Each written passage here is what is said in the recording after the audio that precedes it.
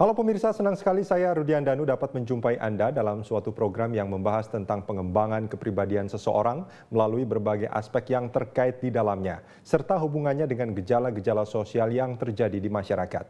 Inilah Make It Happen with John Robert Powers.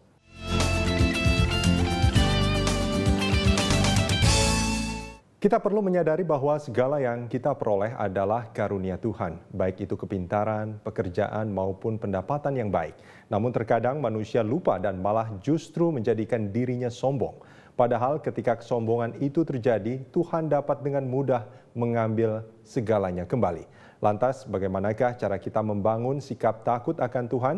Guna membahas hal ini lebih lanjut, di studio telah hadir Bapak Andrew Ardianto, Curriculum Director John Robert Powers. Apa kabar, Mas Andrew?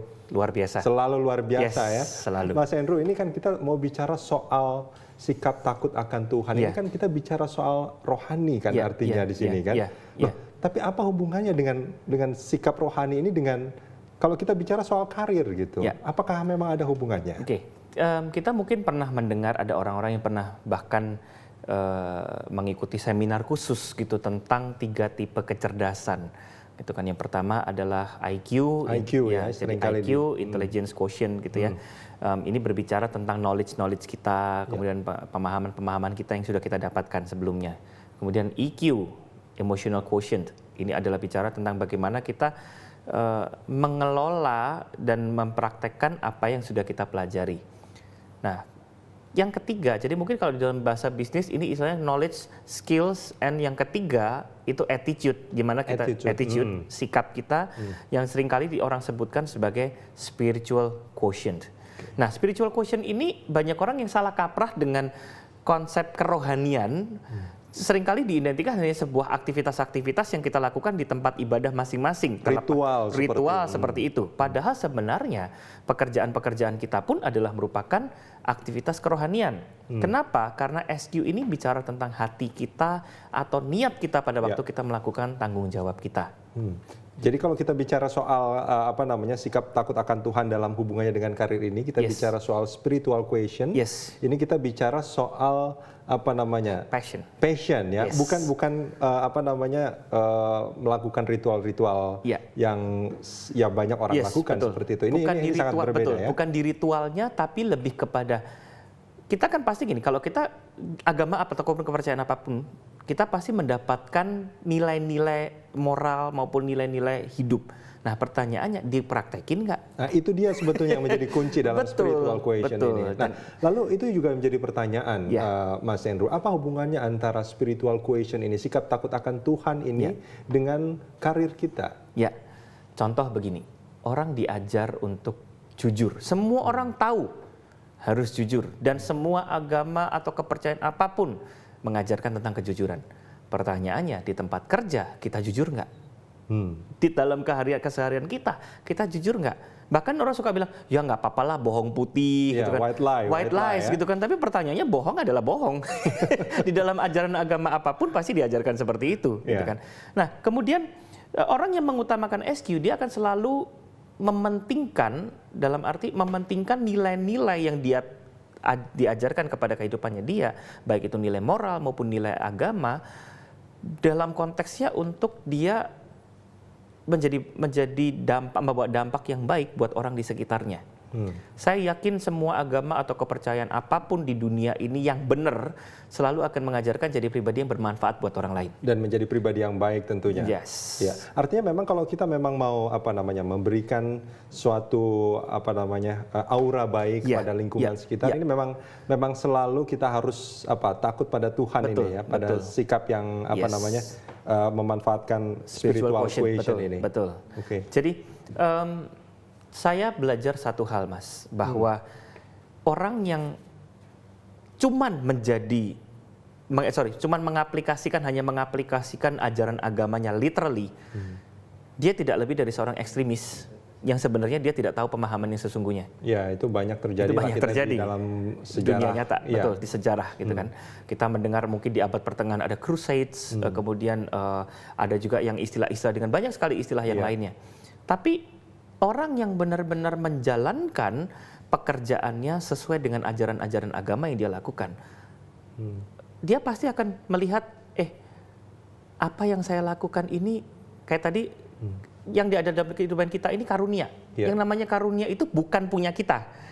Ibaratnya kita ini hanya manajer yang dititipin oleh investor. Talent apa? Nah, pertanyaan suatu hari, apa yang akan kita lakukan dengan talent ini? Dan sehingga pada waktu itu kita bisa mengatakan bahwa pekerjaan saya ini adalah ibadah.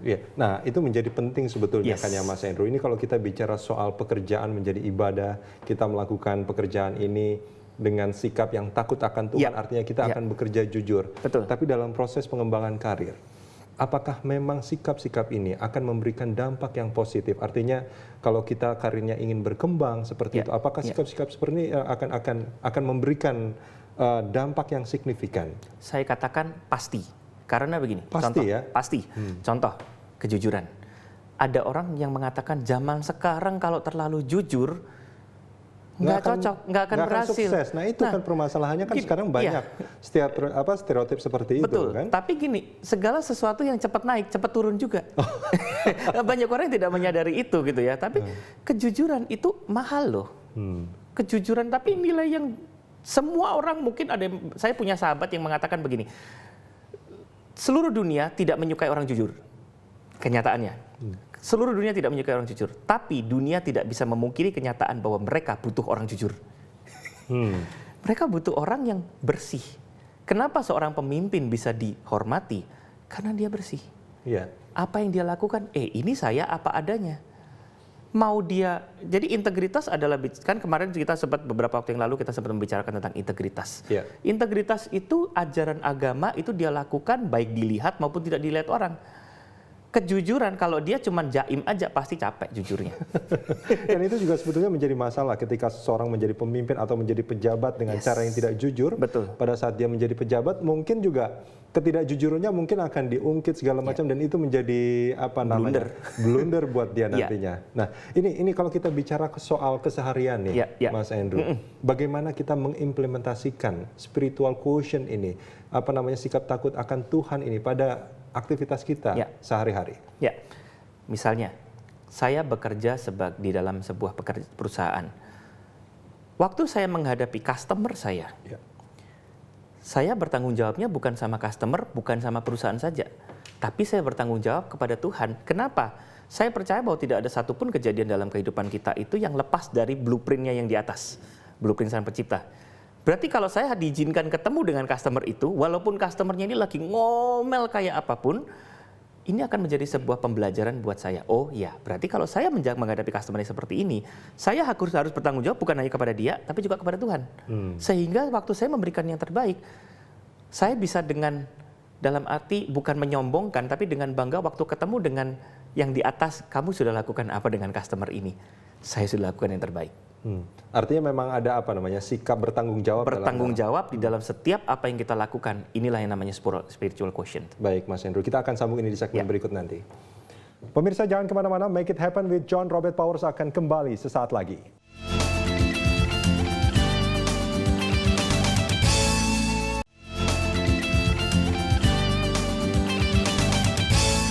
Anda masih di Make It Happen with John Robert Powers dan kita lanjutkan perbincangan.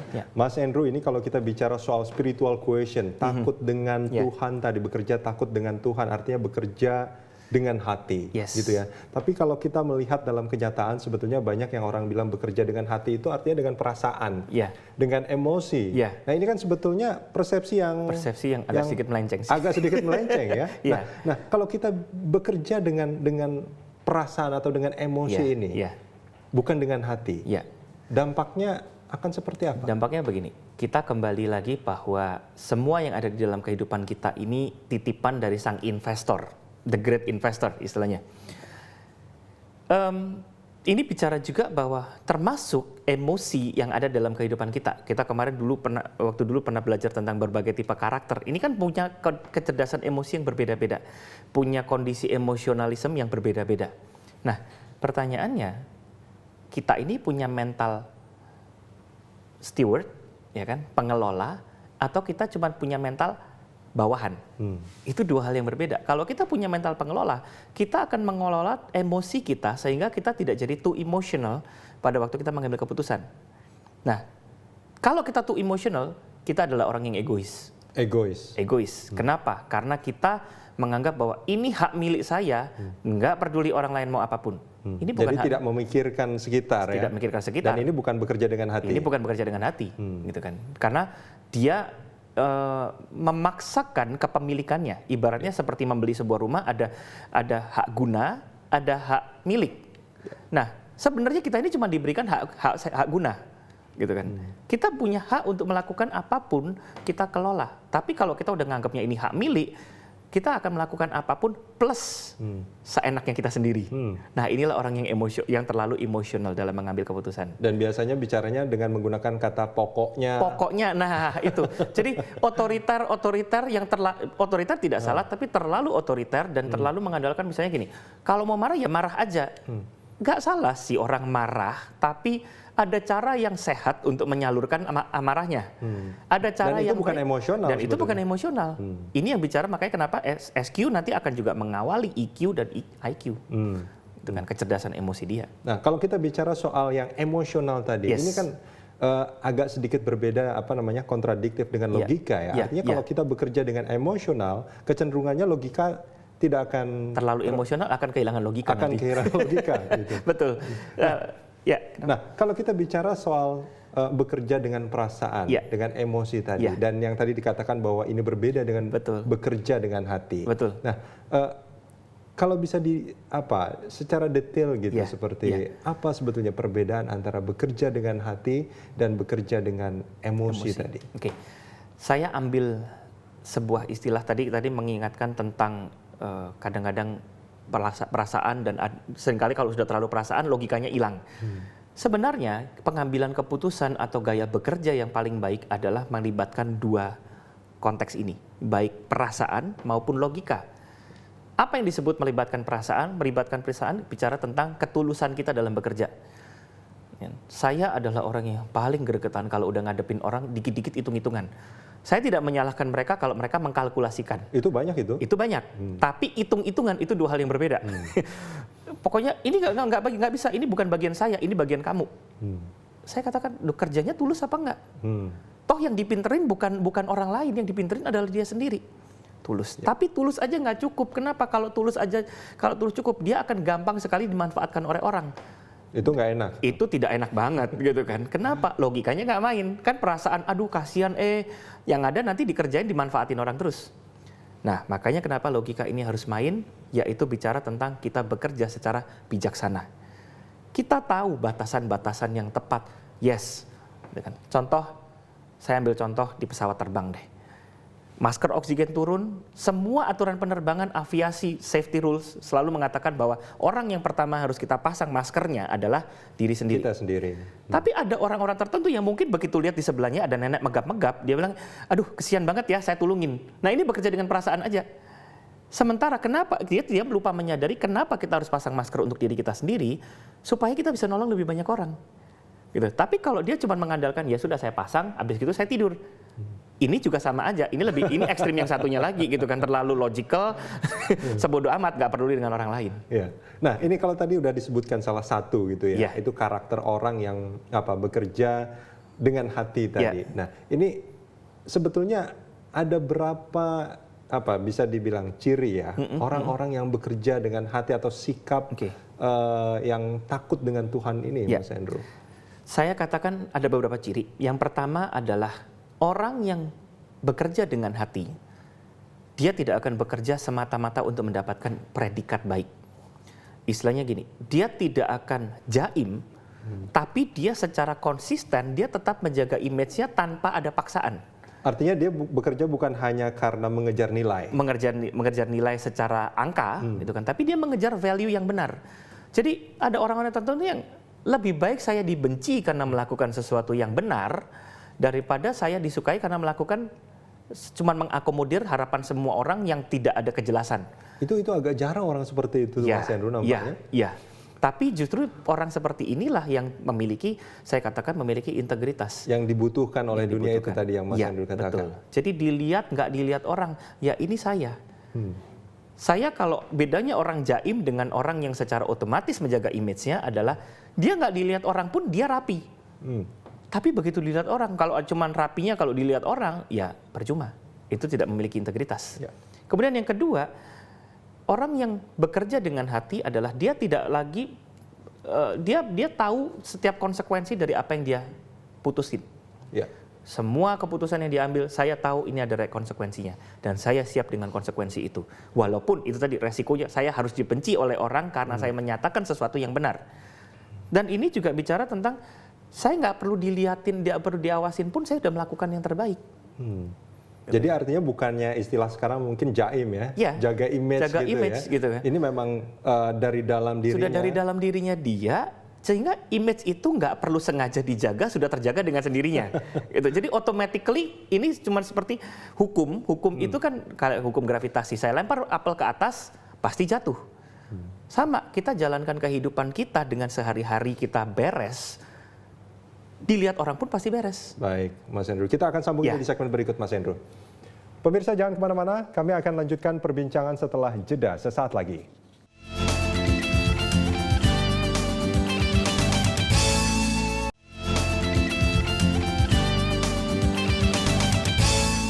Anda masih di Make It Happen with John Robert Powers dan kita lanjutkan perbincangan. Mas Andrew, ini kalau kita bicara soal karir dan kita harus punya sikap takut akan Tuhan, bekerja dengan hati untuk bisa mencapai keberhasilan kita. Tapi kalau kita bicara dalam tim, kita kan banyak orang yang bekerja bukan hanya bekerja sendiri, tapi juga dalam tim gitu. Kalau cuman kita yang punya sikap ini, apakah ini akan berdampak pada karir kita yang meningkat atau pekerjaan kita yang selesai dengan baik seperti itu? Kalau saya katakan gini, saya ambil contoh di sejarah bahwa agama manapun di dunia ini selalu berusaha menyebarkan ajaran agamanya. Sama sebenarnya dengan kehidupan kita. Tugas kita itu dalam tanda kutip menyebarkan ajaran, nilai-nilai yang kita hidupi. Kepada siapa? Mulai dari pertama deh, anggota tim. Itu kan, anggota tim, value kita bicara tentang kejujuran. Ada perusahaan yang mengaplikasikan benar-benar buat dia kejujuran itu satu hal yang sangat penting. Sehingga target boleh tidak tercapai, tapi begitu ada orang yang melakukan kecurangan, tidak ada ampun. Jadi kalau target nggak dicapai, ternyata masih bisa ditoleransi. Ya sudah, kenapa kamu nggak tercapai target? Tapi begitu terjadi kecurangan, tinggal pilihannya mau kita berhentiin atau kamu kasih surat resignation. Udah nggak pakai babi bu. Nah ini adalah sebuah cara untuk mengimplementasikan nilai-nilai moralitas dalam kehidupan kita. Dan ini spiritual value. Karena ini menunjukkan bahwa, oh ya saya bekerja sepenuh hati. Dan saya tidak akan bisa lakukan ini kalau saya belum ngejalanin dulu. Saya harus memulai karena mulai dari siapa? Kita nggak bisa mulai dari orang lain. Look at me, do what I do, and live what I live. Artinya memberikan contoh teladan gitu ya. Betul. Nah artinya ya setiap orang kan seperti yang sudah kita bahas sebelumnya punya karakter yang berbeda, punya ciri-ciri karakter yang berbeda. Dan bagaimana cara kita mengajak teman-teman tim kita lah paling tidak untuk punya value yang sama? Ini kan menjadi tantangan sebetulnya. Nah ini yang menarik. Jadi bahwa kembali lagi pada apa yang saya katakan tadi beberapa menit yang lalu, bahwa ini kaitannya dengan selfishness. Selfishness, Kita ini egosentris atau kita ini istilahnya God-centered. Itu istilah saya. Kalau kita egosentris, kita hanya akan memaksakan karakter kita kepada orang lain tanpa kita berusaha adjust dengan orang lain. Tapi kalau kita God-centered, kita tahu bahwa Tuhan aja itu sabar ngadepin manusia, sekian miliar manusia yang begini. Believe me bahwa saya yakin semua juga tahu bahwa Tuhan itu punya kesempatan sangat mudah, tinggal jentikin satu jari and poof. Semuanya bisa semuanya terjadi. Tapi sekian miliar manusia di dunia dengan berbagai macam karakternya, dengan berbagai macam kebandelan masing-masing, kebengalan masing-masing, Tuhan masih aja telaten. Harusnya sedikit kita ini kan, saya selalu percaya bahwa manusia itu diciptakan itu sesuai dengan blueprint dari image, God's image himself gitu loh. Dan saya yakin kalau kita diciptakan dari image itu, harusnya kita punya nilai-nilai yang telaten walaupun itu. Sedikit ya. Walaupun sedikit. Nah, tapi kan ini seperti sebuah bibit yang harus kita siangi, kita harus sirami, kita harus rawat sehingga bibit ini menjadi pohon yang kuat. Artinya Anda ingin mengatakan bahwa kita tetap harus mencoba untuk memberikan teladan, tapi jangan sampai memaksa gitu ya. Betul.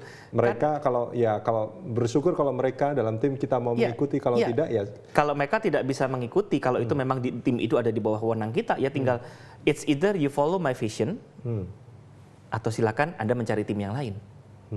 Itu penting.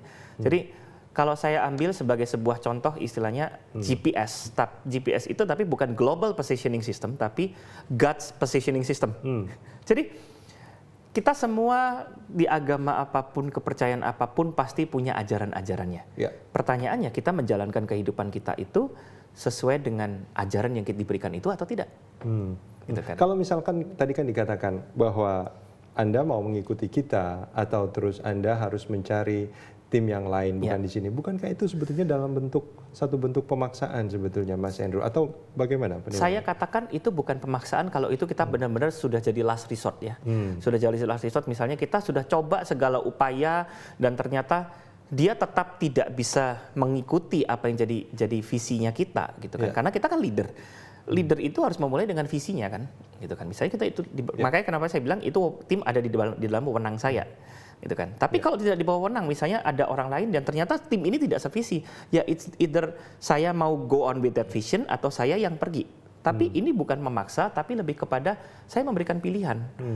If you want to be in this team, kalau Anda mau berada di dalam tim ini, tolong ikuti visi saya. Tolong ikuti value-value yang sedang saya pegang. Kenapa? One day tim ini akan menjadi pilot project saya untuk mempengaruhi tim-tim yang lain dengan value yang saya jalanin. Baik. Ya, ini kalau kita bicara sampai saat ini untuk episode yang saat ini kita udah bicara 10 faktor sikap yang akan menunjang keberhasilan kita. Seseorang. Nah, kalau boleh saya simpulkan sedikit ini kalau kita bicara soal bahwa kita harus punya goal orientation dan juga kita perlu selalu bekerja dengan sikap yang takut akan Tuhan. Nah, ini kalau boleh disimpulkan jadinya seperti apa, Mas Andrew? Saya katakan justru walaupun ini adalah poin terakhir dari 10 sikap dari 9 sikap yang lainnya, ini adalah core-nya.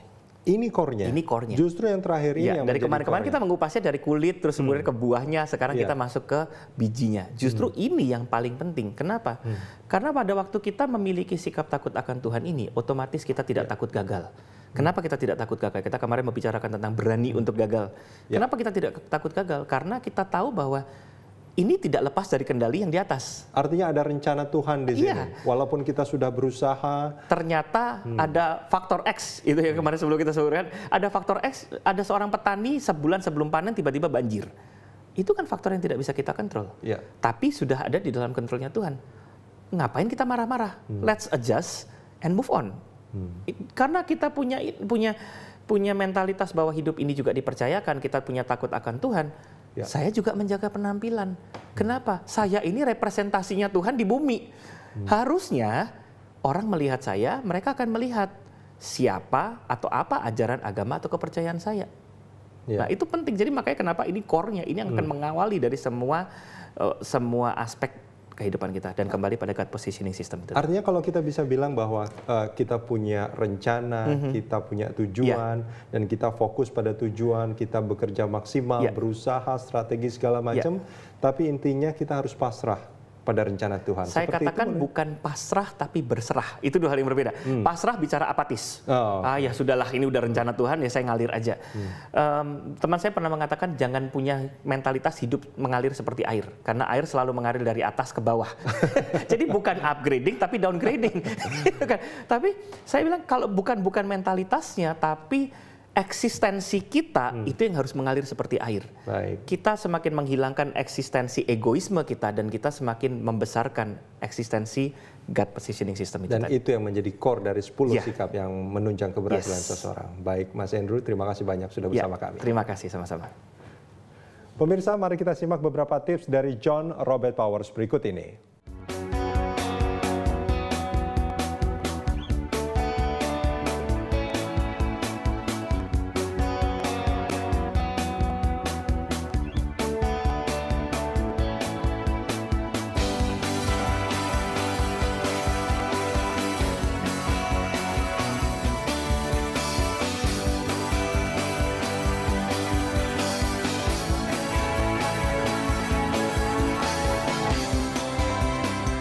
Terima kasih atas perhatian Anda. Semoga informasi tadi bisa menjadi inspirasi bagi Anda. Saksikan Make It Happen with John Robert Powers dengan tema perbincangan menarik lainnya. Sampai jumpa.